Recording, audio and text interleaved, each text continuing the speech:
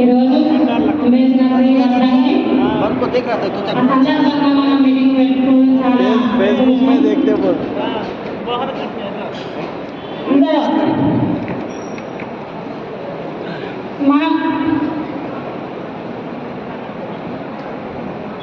మనం ఇప్పటిదాకా సార్ వాళ్ళు అందరూ మాట్లాడిన విషయాల గురించి ఇప్పుడు అందరికి తెలిసినాయి.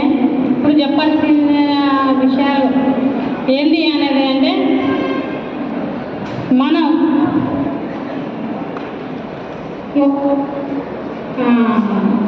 మందర్మ శాస్త్రాన్ని తీసుకురావాలని అనుకునేవాళ్ళు బీజేపీ, ఆర్ఎస్ ఇవి మన ఇవి అయితే ఏవైతే ఉన్నాయో అప్పుడు మన తాతలు ముత్తాతలు అప్పటి నుంచి ఉన్న వాటిని అంబేద్కర్ వాళ్ళ మెరుగుపరచడం కోసం మనకంటూ కొన్ని హక్కులు చదువులు కానీ మనకు వాళ్ళు కానీ మన హక్కులు కానీ మనం తీసుకొచ్చి పెట్టింది మన అంబేద్కర్. ఆయన ఒక అంబేద్కర్ మన రాజ్యాంగానే రాసిండు. అంత గొప్ప వ్యక్తి గురించి ఈ రోజున కొంతమంది చెడుగా మాట్లాడడం మనం ఇంటనే ఉన్నాము. దీన్ని మనం పడుచుకొని వాళ్ళ బల మీద చూపెడతారు. ఒకటి తెలుసుకోవాల్సిన విషయం ఏంటంటే గుళ్ళలకు ఒక సారు మీకు తెలిసిన విషయమే. మన ఆ సారు అని నిజామాబాద్ మల్లికార్జున సారు నిజామాబాద్ వాళ్ళ సార్ది దేవుణ్ణి ఆయన సందాలు అడిగితే డబ్బులు లేవు జేబులు అని చెప్పినందుకు మా దేవుడిని కించపరుస్తున్నాం అని బళ్ళ నుండి గుడి వరకు, గుడి నుంచి పోలీస్ స్టేషన్ వరకు కొట్టుకుంటూ తీసుకుపోయింది. వాళ్ళ దేవుడిని కించపరుస్తున్నామని దేవుడు అంటే మనకు మనకు కాదా దేవుళ్ళు, వాళ్ళగా దేవుళ్ళ కొట్టుకుంటూ తీసుకుపోయిన ఆ రోజు దాన్ని మనం ఎదుర్కొన్నాము. తర్వాత నెక్స్ట్ సిల్పూర్ బాలాజీ టెంపుల్ ఆయన పెద్ద పూజారులు కూడా కొట్టిన విషయం మీకు అందరికీ తెలిసిందే. దాదాపు ఒక 20 మంది పోయి కొట్టింది. మరి పూజారే కదా ఎందుకు కొట్టాల్సి వచ్చింది?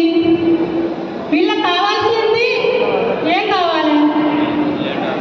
కులాలు ఫస్ట్ ఆఫ్ ఆల్ కులాలు తక్కువ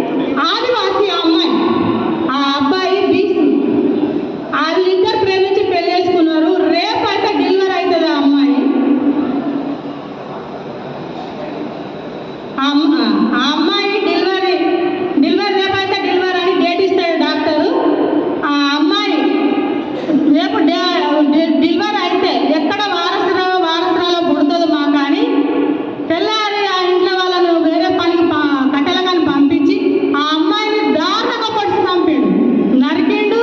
కడుపులో పోట్లు 2-3 పోట్లు పొడిస్తే కడుపులో ఉన్న అబ్బాయికి కూడా ఆ కత్తి పోట్లు 2 రాయికి ఆ అబ్బాయి కడుపులో చనిపోయాడు. ఆ అబ్బాయి 3 కిలోలు ఉన్నాడు. అంటే వారసత్వం రావద్దు అని. అంటే ఇప్పుడు చూడండి, ఎవరినైనా కానీ మనలను